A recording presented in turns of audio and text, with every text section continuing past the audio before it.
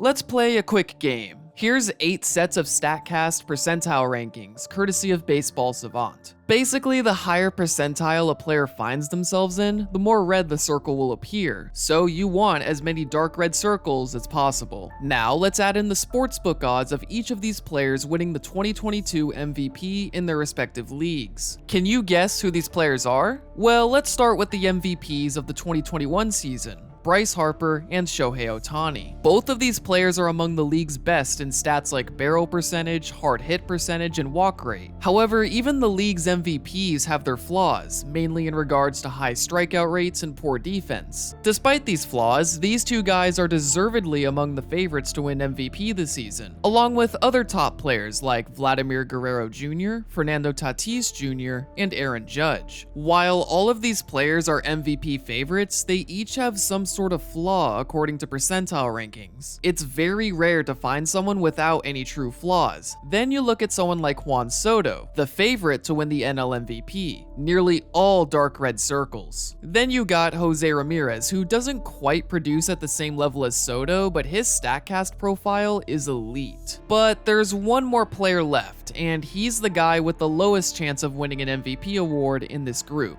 But the percentile rankings show a compelling case. Who is this player? Kyle Tucker. Here's Kyle Tucker. He'd like to take a little bit of the drama out of this and add to this 2-0 Houston lead. Hits it in the air to left. Back at the wall. Gone. 5-0 Houston in the 8th.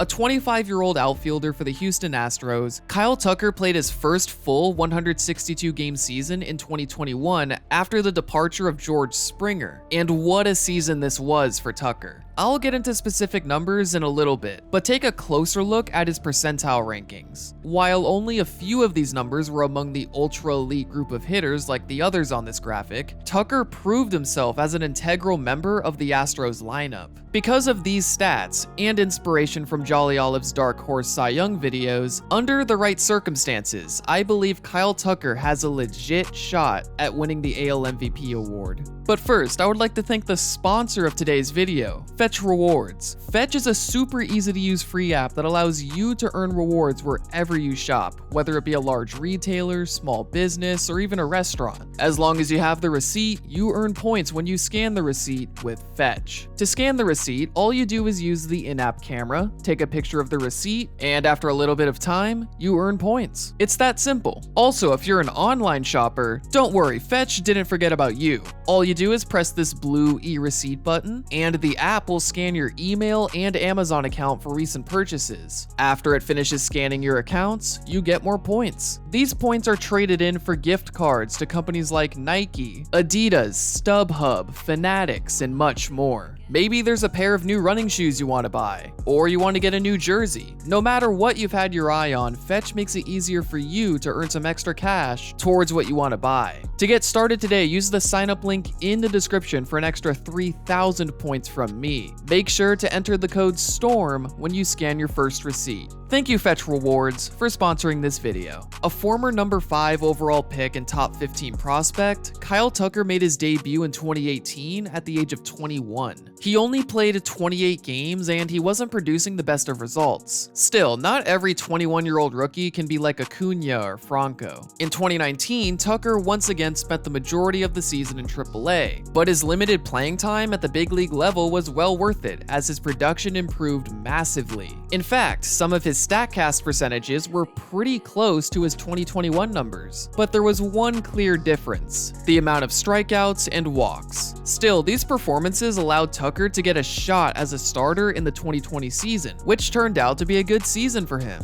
But the question remained: what could Tucker accomplish in a 162-game season? Well, that question was answered in 2021. Just look at this stat line. Incredible numbers all around. Not quite MVP worthy, but looking at the monthly stats, Tucker progressively got better throughout the season, showing up when it counted in September and in the postseason. Looking closely at his game logs, I'd say the day Tucker started to turn it around was on May 9th. a game where Tucker hit a 3-run home run and an RBI triple, increasing his OPS by nearly 70 points overnight. Interestingly, after this game, Tucker said that he hoped this was the performance that would lead to a turnaround. Between May 9th and the end of the season, Tucker ranked 2nd in batting average, 3rd in OPS, and 1st in WRC+. Also, Tucker led the Astros in OPS and extra base hits, a team that was 2nd league-wide in OPS and OPS+.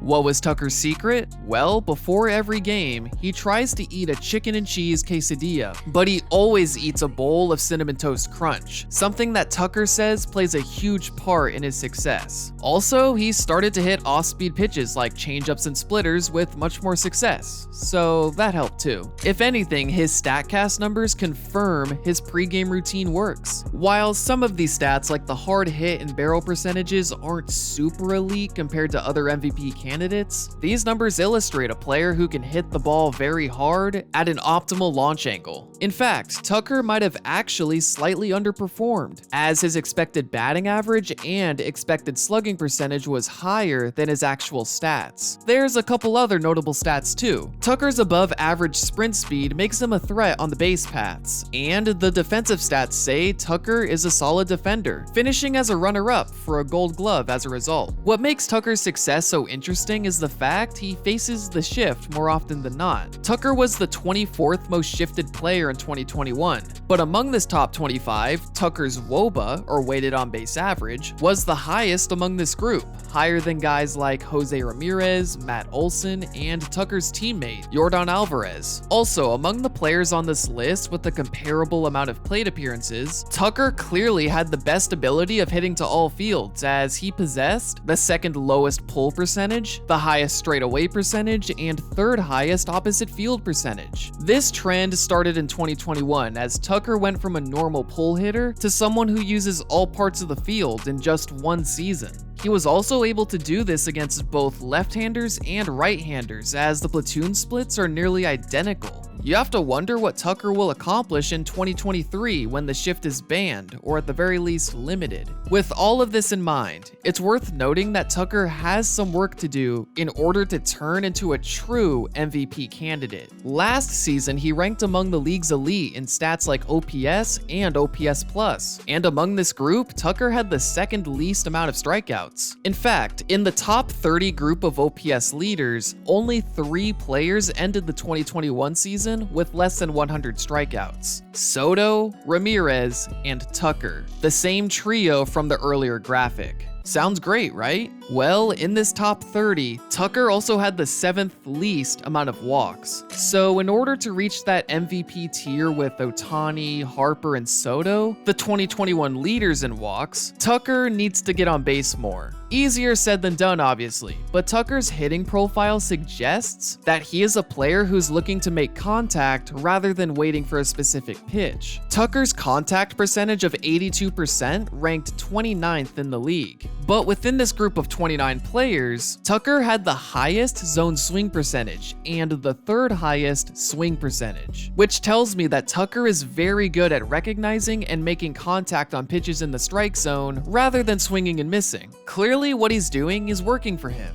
and I imagine he'll only get better as he enters his prime. But if he becomes more selective in what he swings at, that could unlock some untapped potential. Still, keep in mind that 2021 was Tucker's first real full season, and he spent the majority of the season in the bottom half of the lineup. Despite this, he still produced incredible numbers. In fact, when you split Tucker's career between his first 3 seasons and his 2021 season, you see 2 entirely different players. His teammates noticed this too, as Carlos Correa called Tucker the most underrated player in the league. Even on the off chance that Correa re-signs with the Astros on a short-term deal, you have to imagine that Tucker will be moving up in the lineup. If Correa does leave, someone needs to step up for the Astros. Altuve, Gurriel, and Brantley are all getting older. Yordan Alvarez is a fantastic player, but considering a DH has never won MVP, I don't see Alvarez beating out Tucker for the award if they have similar seasons. Of course, you can't forget about Alex Bregman. He had a down year in 2021 mainly due to injuries, but if he bounces back to his 2019 days, he could be in the MVP conversation too. Although at the same time, we already know what an in-form Alex Bregman looks like.